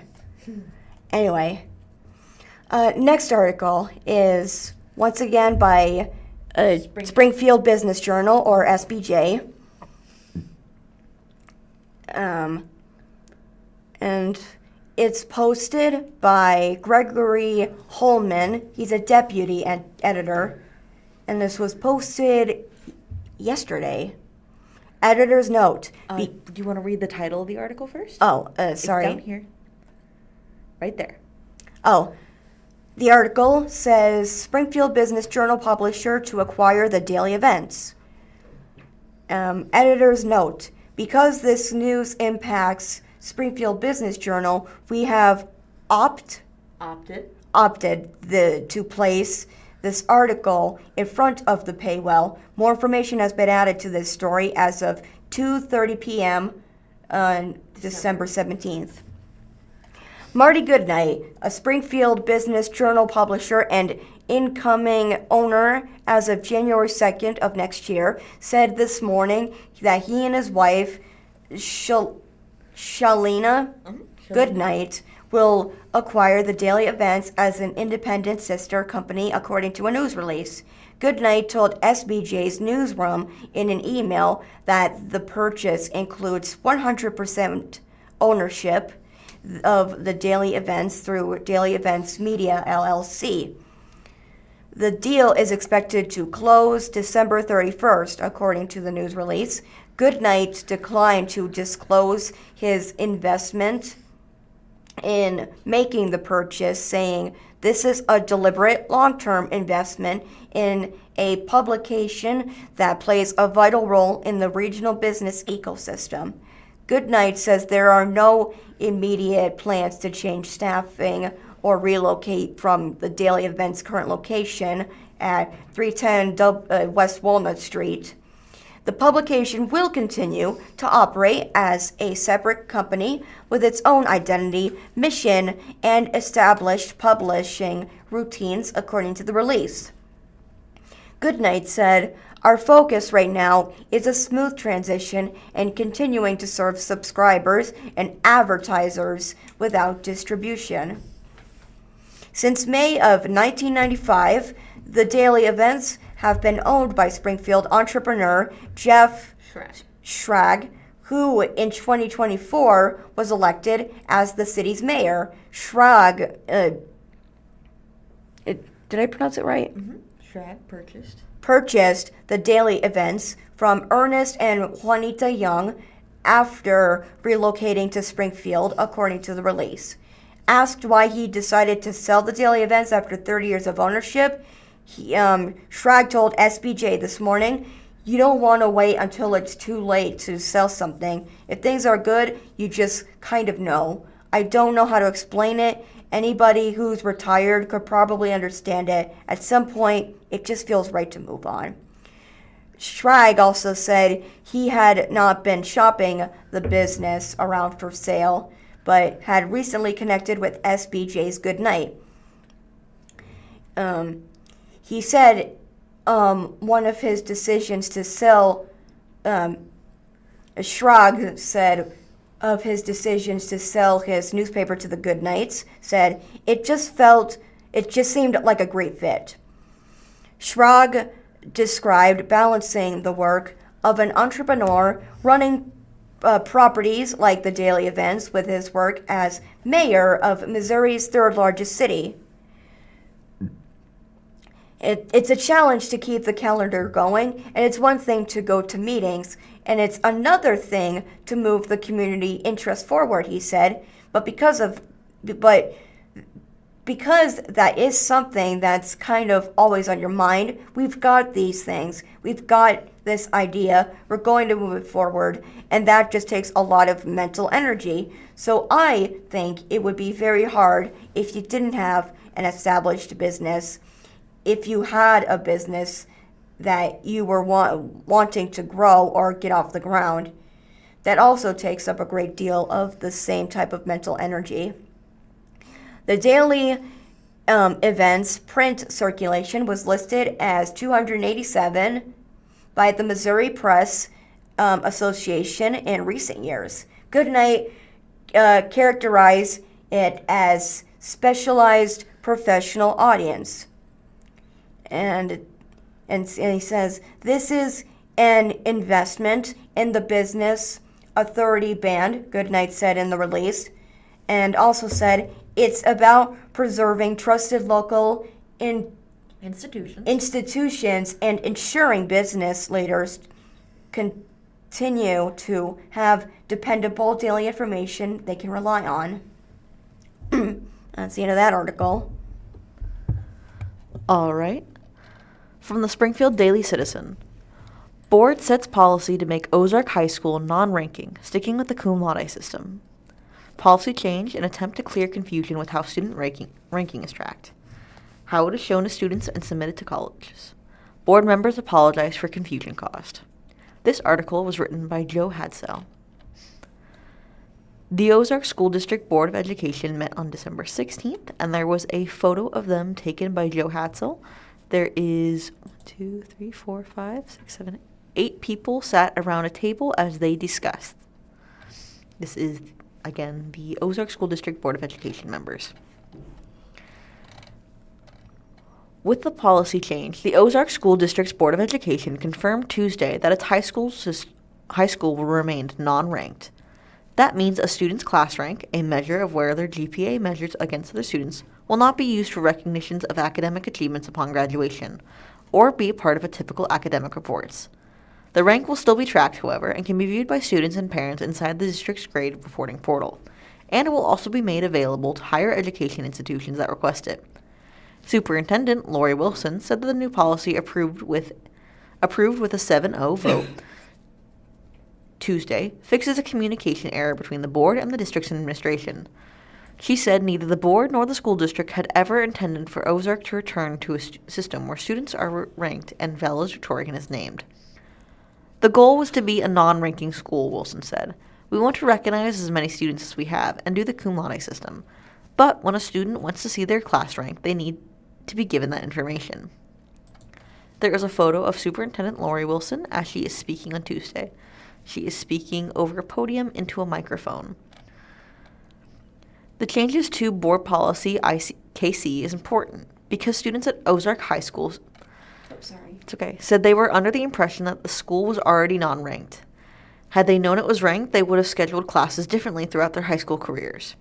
Caden Irons, senior class president, and other students had protested the district's seeming direction towards a return to ranking. He said he appreciated the vote, which corrected mixed messaging from the district over the last 2 months. We were a ranking school, now we're not. We're not. So just the breakdown in communication, due process, and transparency, Irons says. It was a huge, major breakdown and a very harmful to students because it caused a lot of anxiety. The change that the board approved entails adding one sentence at the beginning of its current policy. Ozark High School, OHS, is a non-ranking institution, meaning class rank is not used or reported to recognize students' academic achievements. However, rank may be viewed within the student's information system. Instead of valedictorian award for the highest ranking student, Ozark High School uses a cum laude system that grants honors diplomas for students who take more challenging courses that award weighted grades. Those weighted grades can help push a student's GPA above a traditional 4.0. Springfield Public Schools is in the last year of its transition to such a system. Many other schools across the country have switched to such a system because it better rewards a student's perseverance and dedication and is less competitive than working for a top honor that could be decided by less than 1/10 of a point. But class ranks are still valuable for aspiring students seeking entrance into prestigious colleges. Ozark's new policy ensures 2 things. Students will be able to see their class rankings and GPA more visibly in the district's reporting portal, and the district will not include the information in general transcripts, but will release it to universities that specifically request or require it. There is a photo of the entrance for the office for Ozark School Districts, housed in the Ozark Innovation Center, a renovated manufacturing plant on West Jackson Street in Ozark. It is a photo of the front doors with the Ozark High School logo and says Ozark Schools in big letters. Ozark began transitioning to the cum laude system in 2020, Wilson said, but around May, board members noted that the class rank was hard for students and parents to access.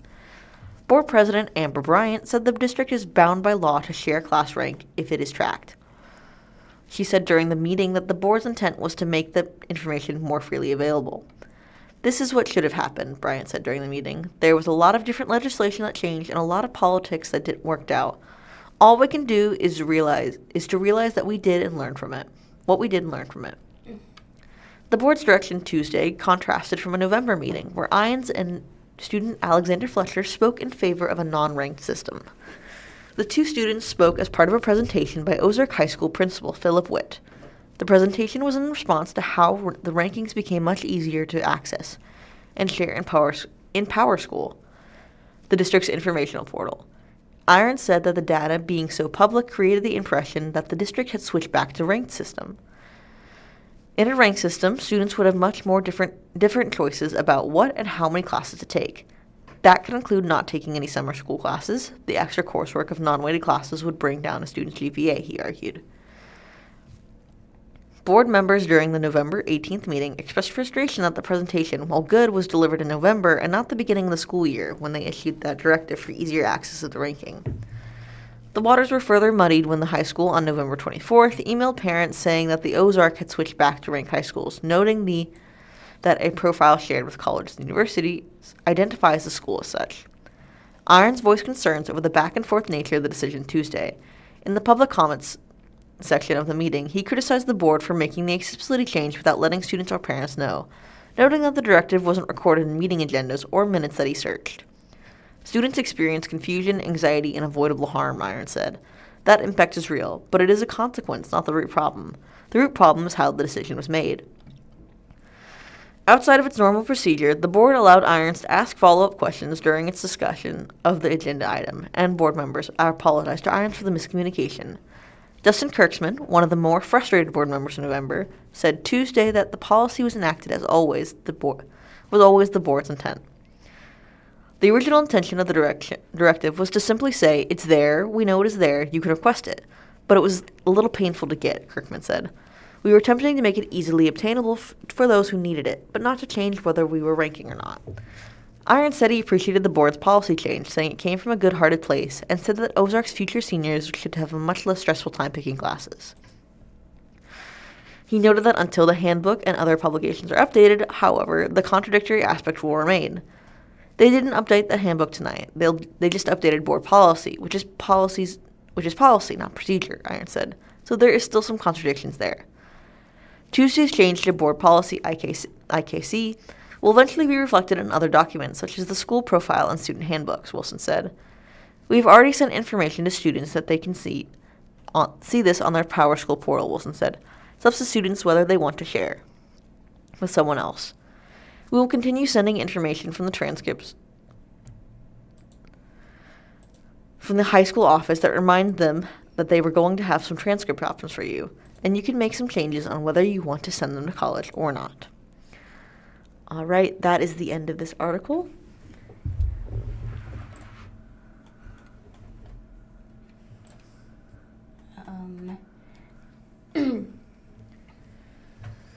Next article is once again by Springfield Business Journal. Mid-Missouri Bank names new Springfield community president. Mid-Missouri Bank announced this morning that Kim Calhoun has been named community president for Springfield-era Mid-Missouri Bank locations, the largest Mid-Missouri Bank market in its 10th Southwest Missouri communities. Her new role is effective on January 2nd of next year. Calhoun replaces longtime Springfield leader Dan Durgis, who is expected to retire early next year. In a news release, was credited with transforming the bank and meeting growth targets since he went on the job back in 2011.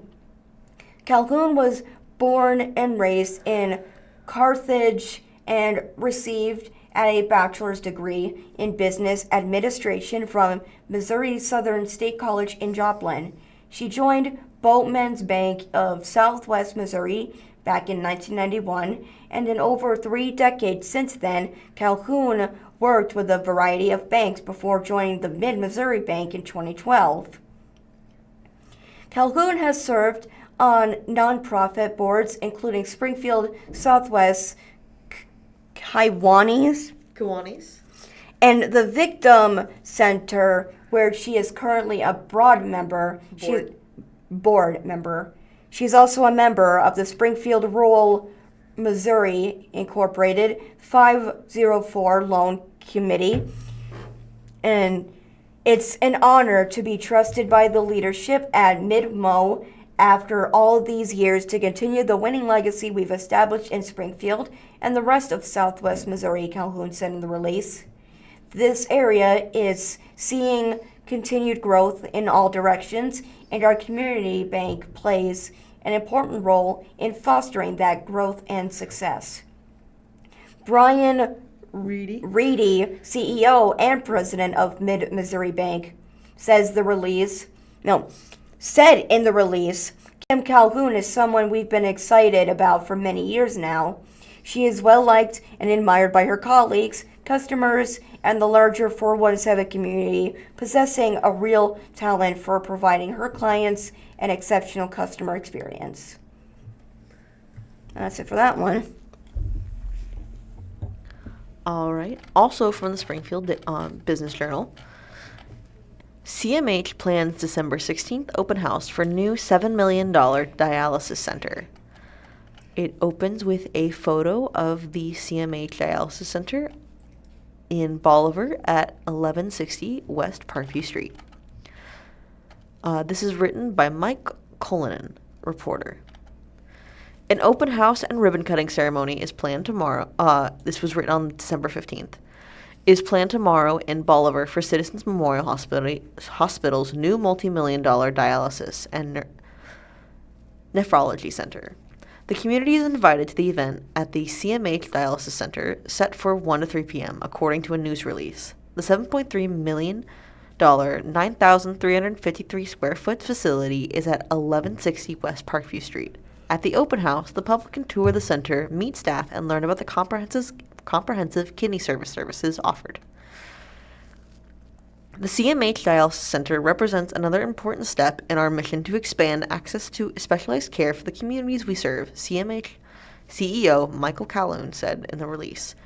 We're proud to offer this modern, patient-focused facility that will make a lasting difference in the lives of individuals living with kidney disease. While the dialysis center construction is completed, Tamara Heights Peak, CMH Director of Marketing, and its start of operations, originally planned for December 16th, is delayed. An updated opening date is still to be determined, official says. The state and U.S. Centers for Medicare and Medicaid Services are still processing the paperwork for the center, and unfortunately this will delay the start, she said via email. J.E. Dunn Construction Company was general contractor for the project, with Kansas City-based Pulse Design Group Incorporated as general architect and Frank Z Design LLC as landscape architect, according to past Springfield Business Journal reporting. Built just west of the Health Systems Medical Campus, the CMH Dialysis Center includes patient care areas, labs, and office space.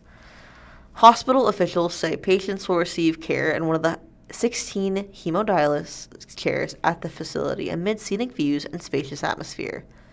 There will also be patient rooms for home peritoneal and hemodialysis education, in addition to a waiting room and staff support areas. The CMH Nephrology Center, newly opened in September 2024 at the Douglas Medical Center, will move into the building in January, according to the release. Led by board-certified nephrologist Dr. Russell Davis, the nephrology clinic provides diagnosis, treatment, and long-term management of chronic kidney conditions. Officials say the CMH Dialysis Center and nephrology clinic will bring coordinated, patient-centered care under one roof.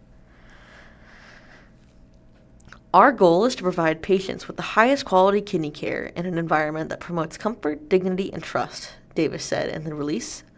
This new facility allows us to combine advanced technology with compassionate care, giving patients the support they need to manage their kidney health effectively. And that is the end of the article.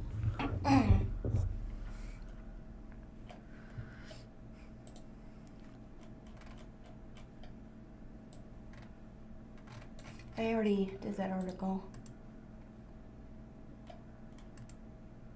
I already did that one too. Okay, then what if we read this one? Hang on, did I? Yes, we just read this one. Oh. Do you want to read this one? Yeah. Next article is sponsored content.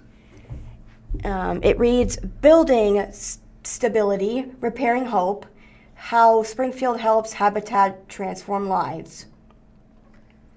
And there's a picture of partner homebuyer's daughter holding up her drawing of their new home to be. This photo is provided by the Habitat for Humanity. Oh, look at that, it rhymed.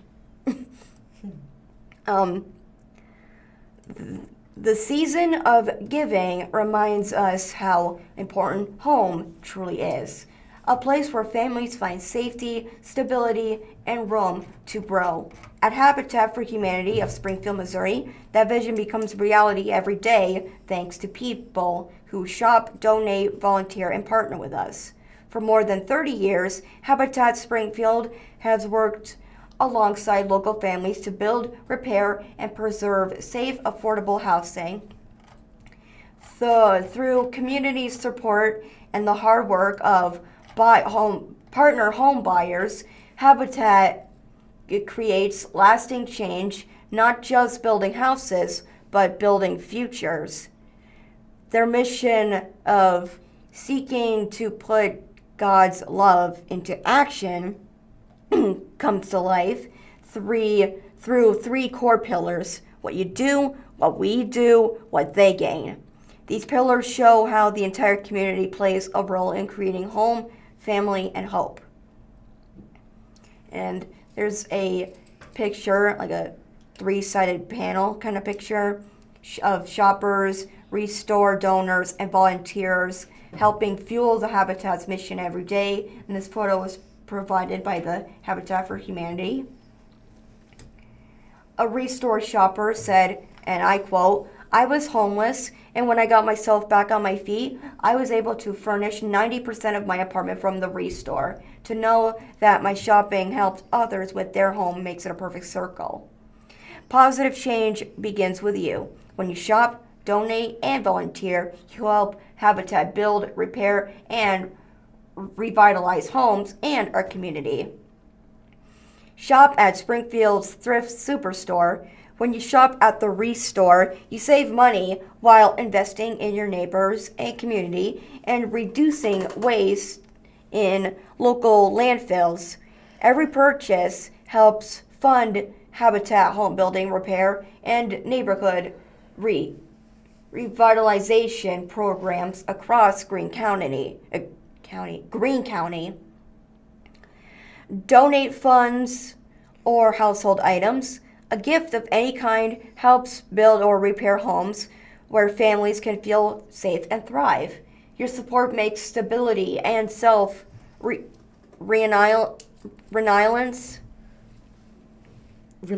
reliance possible for families working hard towards homeownership. There are many ways you can help, from becoming a hope builder or corporate partnerships to stock, land, or property gifts. Volunteer build homes and hope. When you give your time, you join the #1 home builder powered by volunteers. No experience is needed. Habitat teaches all skills on site.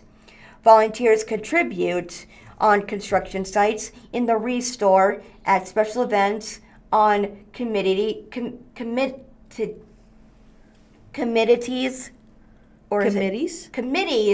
and even on the board of directors. Every hour given helps create stronger futures for local families. What we do, build, repair, revitalize. There's another 3-panel picture of the people from the Habitat for Humanity building and mowing lawns, basically doing like landscaping and building. When you shop, donate, and volunteer, you help us build, repair, and revitalize homes in our community. Your generosity powers with our home building program keeps critical homes repairs possible through the skilled companies we partner with and helps us to revitalize neighborhoods through our volunteer events like Rock the Block. And every bit of support moves our community forward, and we're grateful for those who choose to be part of that impact. Through Habitat's home buying program, families and individuals partner with Habitat to build or renovate a home they will purchase with an affordable mortgage. Future homeowners complete hundreds of hours of sweat, equity, financial education, budgeting classes, and home maintain training, entering homeownership confident and prepared. Build a hand up, not a handout. Through Habitat's home buying program, families and individuals partner with Habitat to build or renovate a home they will purchase with an affordable mortgage. Future homeowners will complete hundreds of hours, sweat, equity, financial education, budgeting, book lessons, and home maintenance training. I already said that. All of this, I already said all of it. Moving on, repair, roofing, HVAC, bathrooms, and more. Habitat's home repair and preservation program keeps people in their homes by addressing critical health and safety needs. These repairs also allow those with challenges to remain in place, maintain independence, and stay rooted in their neighborhoods. Revitalize, neighborhood pride, and community health. Neighborhood revitalization strengthens entire communities through beautification, cleanup events, and community building and safety initiatives. Habitats Rock the Block, Rally in the Alley, and other neighborhood projects improve the quality of life who everyone calls their areas home. What they gain: hope, family, and home. This photo is provided by the Habitat for Humanity, and there's this A three-part panel a 3-part panel of an older woman, a little girl, and a couple. a two couple hugging each other. Habitat does not give away homes. It partners with families who demonstrate need, willingness to partner, and the ability to meet programs requirements, community service, restore, renovate, and local, community support. Community support, I already said that. Restore, renovate, and local partnerships make these life-changing opportunities possible. Home. Families gain the safe stability of a safe, affordable place to call their own. Quote by Amy and Nathan Maddox, their partner home buyers. We just want to thank everybody. Habitat wouldn't be possible without donors, without the community's help, and their involvement. Family. A stable home provides space for children to grow, learn, and thrive. This is by Faith Walker. She's a partner home buyer. Her quote says, "Our home will have an impact on their futures. My little self is happy." Hope. With support and education, families gain confidence and tools needed for their long-term Success, I meant. And this is a quote by Chase and Abby Haskett. They're also partner home buyers. And they say, after finishing all the requirements, we feel very well equipped to be homeowners. Building Springfield Together, Habitat for Humanity of Springfield, Missouri is committed to building, repairing, and revitalizing homes across our community. Work made possible through the generosity, involvement, and dedication of local residents. Thank you to everyone who shops, donates, volunteers, partners, and advocates. Together, we build homes, we build community, and we build hope. And that's the end of that article. All right. From the Springfield News-Leader. Amid financial uncertainty, Missouri State searching for a full-time CFO. This is written by Claudette Riley. After 2 years without a full-time chief financial officer, Missouri State University plans to once again hire for the position. MSU President Richard Biff Williams said the high-priority job opening will be posted as early as this week. We are going to hire a new chief financial officer, and that is probably the most important hire that we have right now, he said in December 15th interview with the News-Leader. There is a photo of Missouri State President Richard Biff Williams during a retreat at the Chateau on the Lake on Thursday, August 7th, 2025. He is sitting in a group of 5 people in front of his computer as he speaks. This was provided by Nathan Papes, Springfield News-Leader. Williams said, given uncertainty about higher education funding and the need to scrutinize spending and shore up revenue streams, the CFO role is needed and will be critical in the coming years. He said there are questions about the amount of state and federal funding that will be available for higher education. We really feel it is important to have someone here who is paying attention to that 24/7, looking at investments, looking at how we generate revenue, looking at the analytics of where we're at with tuition revenues and other revenues, Williams said. The last time the university had a full-time CFO was August 2023. That is when Stephen Folkart, who had been in the position since August 2011, retired.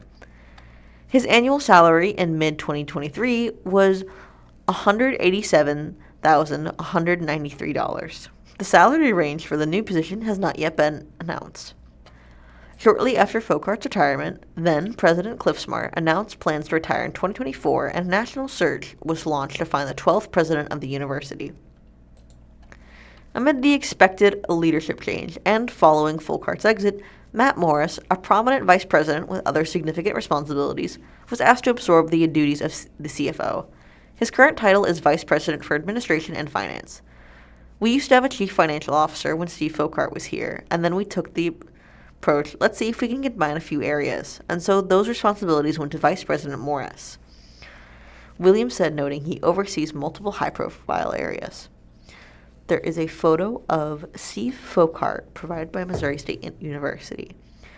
It is a man in a headshot with a suit and tie.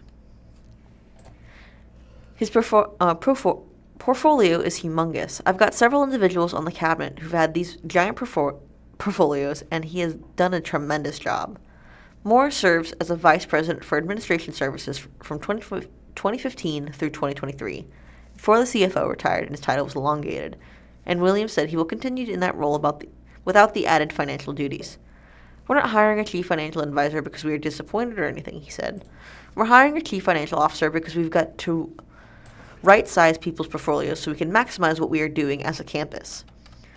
The CFO reports directly to the president and serves in the cabinet. The role includes oversight of accounting and budgeting, accounts receivable, bursar, collections, grants, and contracts, payroll, procurement, and more. In the past, the CFO has also been responsible for overseeing accounting and investing for the MSU Foundation and served as a treasurer for the MSU Board of Governors. The article ends with a photo of Matt Morris, who is also in a professional headshot in a suit and tie. This is provided by Kevin White, Missouri State University.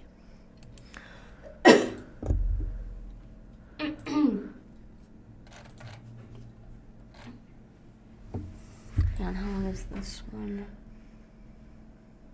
All right. Sorry, my throat's getting kind of sore. It's okay. This is another article by, hang on. Do you need me to read the next article? All right, I'll do that one. Okay. Or you read that one. Okay. It's okay. From the Sorry, stuck in my teeth. It's okay. From the Springfield Business Journal. Northern half of Grant Avenue Parkway reopens to two-way traffic and signals near completion. This is written by Karen Crago, reporter. Roughly a year after its expected completion, the city of Springfield announced yesterday that the Grand Avenue Parkway route reopened it to two-way traffic between Grand and Walnut Streets. The announcement said that the project is expected to reach substantial completion by the end of this year. The city received a $20 million grant from the Roadway Improvement and Streetscape project in November 2019, and construction began in May 2022. The funding was in the form of transportation discretionary grant, part of the U.S. Department of Transportation's program called Better in Utilizing Investments to Leverage Development, or BUILD. Springfield Public Works Director Dan Smith said the project is coming in within the project budget at $31 million, with a local match comprised of $4 million from City Utilities of Springfield and $6 million from the city's quarter-cent capital improvement tax and 8-cent transportation sales tax. Back in 2022, city officials said construction on the route that extends from Springfield's Sunshine Street to downtown Springfield was expected to be completed in 2024. Leary Reese, the city's project manager and transportation engineer, said the project was challenging, with two chief sources of delay: the process of undergrounding utilities along the 3-mile route and the related difficulty of obtaining right-of-way acquisition for some 100 separate parcels. Right-of-way acquisition normally happens before construction begins, Reese said, making a big difference with how the city had to approach the Grant Avenue Parkway project. We didn't really have a choice, Reese said. I would not recommend doing that again if we had a choice. Reese said the chief difficulty in acquiring right-of-way was not the negotiation process, but it was primarily the difficulty in contacting property owners, many of who live outside the region. This made it challenging just to get paperwork signed, she said. Reese said underground utilities was something new for the city, as she explained that the underground utilities have to be in place before above-ground lines can be removed. The ability to install the underground utilities was dependent upon obtaining right-of-way easements from property owners, she said. Adding to the complication was the fact that several utility companies had to be involved, including City Utilities of Springfield, AT&T, Medicom, Brightspeed, and SpringNet. Kirsten Millen, communication coordinator for the City of Springfield, said, "The project was always intended to serve as a catalyst for development, and that takes time. We're just starting," she said. The city has said the project goal is to strengthen connections between community anchors, including Wonders of Wildlife National Museum and Aquarium, downtown, area parks, neighborhoods, and schools, while filling a vital gap in the Ozark Greenways Trail network. Smith said that there have already been $40 million in private investment along the parkway. Some notable examples are the Wayfair and the Glade, and the Wayfair and the Dale apartment complexes on the route, and the Knoll apartment complex, and the Residual Family Teen Center, serving teenagers after school just off the parkway. Design-build approach. Smith said the timeline to get under contract to take advantage of the grant funding was very short. It was clear the normal approach would not work, he said. Thus, the city went with the design-build approach, which meant most aspects of the project happened simultaneously. Normally, he said, design work would be done up front, with right-of-way acquisition following before construction. That type of work happens in the background, he said. It's not seen by the public, and it takes time, especially when you've got 100 parcels, he said. That means just quite a bit of work can be happening outside of the public's view. The design-build process approaches construction differently, with the work constructed as one large project with multiple firms working together. Announced in August 2021, the GAP collaborative team with Pleasant Hill-based Radmacher Brothers Excavating Co., serving as lead construction contractor, also included Springfield-based Cook, Flat, and Strobel Engineers Incorporated and Kansas City-based Shot Landscape Architects LLC. Additionally, VSM Engineering LLC of Kansas City Coordinated Utilities and Storm Drainage Designing Services, Custom Engineering Design Co. Incorporated handled electrical engineering services, and Shockey Consulting Services, LLC of Kirkwood handled planning and public engagement. Smith said the city has learned a lot from the Grant Avenue Parkway project, mostly through the pilot project of burying utilities. The grant gave us the opportunity to do that, he said, though he noted it added a complexity to the project. Looking forward, as we look at larger projects, this will be part of the discussion. Smith said what the city learned will be important to future works. We've got great ideas about things that worked and other alternatives as well, he said. Those alternatives could include moving about ground utility lines to alleys to leave corridors uncluttered, a cheaper way to achieve that goal, he said.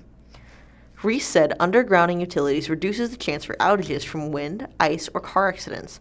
There are above-ground access points, like vaults and junction boxes, where work on the lines can occur. Milam said, while reopening to two-way traffic signals completion of construction, there is more work to do.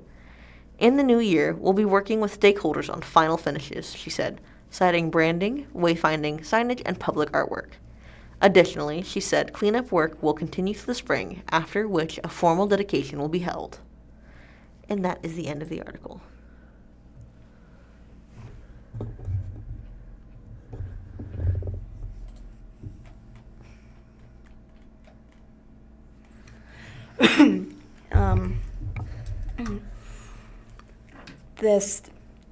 This next article is once again by Springfield Daily Citizen. Echo Suites by Windham? It's Wind, spelled with a Y. Windham to open in January in Northwest Springfield. And it says this hotel will feature 124 rooms and span more than 50,000 square feet on just 2 acres of land. And this article is by Ryan Collins. And there's a picture of a hotel named Echo Suites. It's located at 3471 West Kearney Street. And this photo is by Ryan Connells himself. Missouri's first Echo Suites extended stay by Windham will open in Springfield on January 7th of next year. Echo Suites Springfield Airport Plaza, located at 3471 West Kearney Street, is 7 miles from the Springfield-Branson National Airport. The new hotel offers dog-friendly suites, a fitness center, kitchens with full-size refrigerators, laundry facilities, and electric vehicle chargers. The new hotel will feature 124 rooms and span more than 50,000 square feet on just over 2 acres of land, according to a website connected to the owner. The new ground-up Windham Hotel will be the first Echo in Missouri, according to a company press release. The Echo brand is expanding, with nearly 275 properties in its U.S. pipeline. Springfield is in the midst of a major transformation from the Springfield Art Museum expansion and Renew Jordan Creek project to the historic City Hall, rehabilitation, and more, all fueling new development and attracting professionals, contractors, and long-term business travelers. Eric Rogue, account executive at Citizen Relations, which represents Windham, said in an email. Bloom Ventures, a global investment firm, owns the newly built Echo Suites in Springfield, according to the company website. The investment firm, with a focus on real estate equity, real estate debt, and technology investments, also owns the adjacent hotel La Quinta Inn and Suites by Windham Airport Plaza.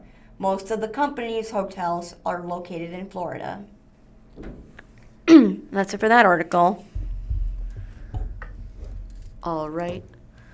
I am reading from the Springfield Daily Citizen. Another full circle moment. Jacob Clark to end Missouri State career in Dallas area, where he thrived in high school. Bears 7-5 take on Arkansas State 66 in Expo Bowl on Thursday. By Ryan Collingwood. There is a photo of Rockwell when he was in high school. It is with him and a teammate.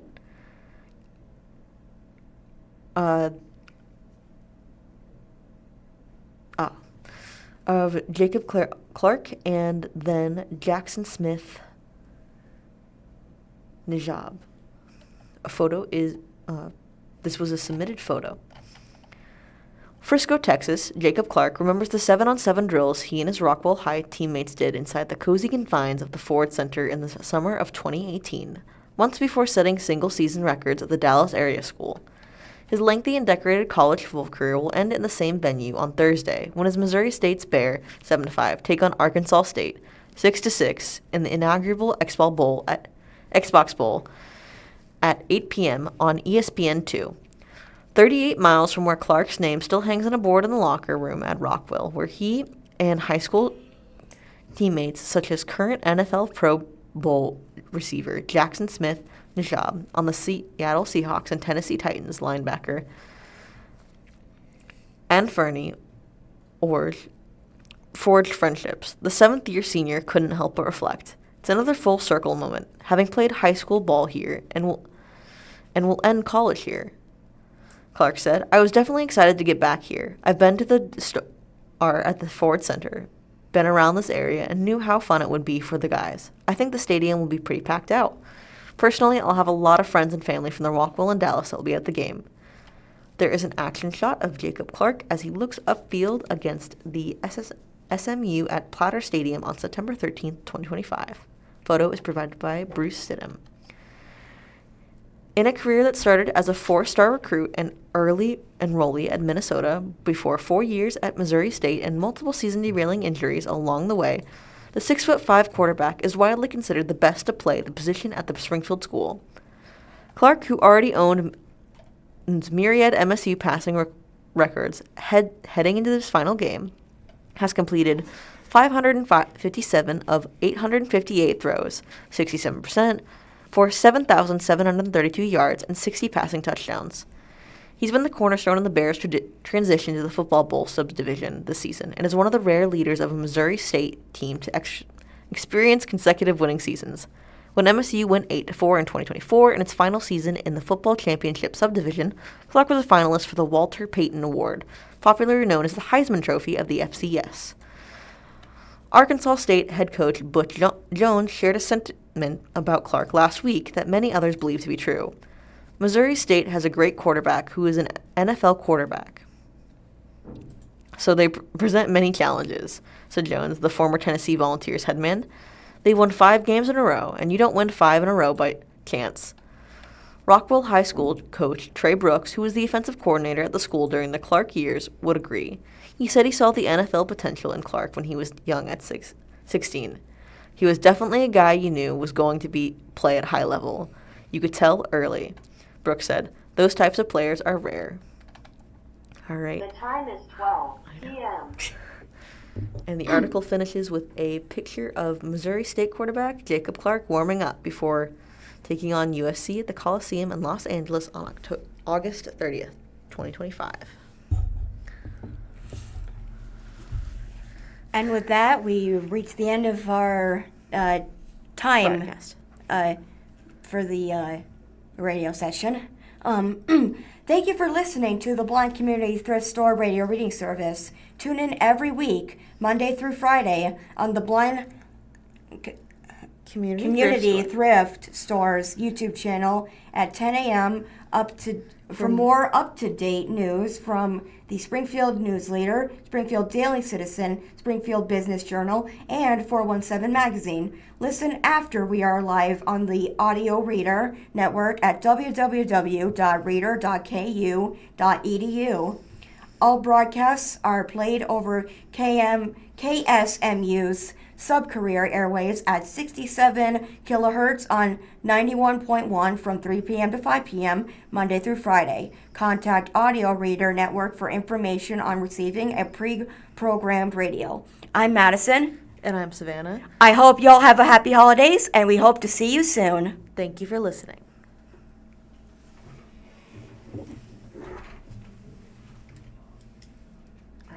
I did go over the articles in time. I was trying to write them down as we read them so that it would be easier to track. And the reason why I kept stopping is because some of the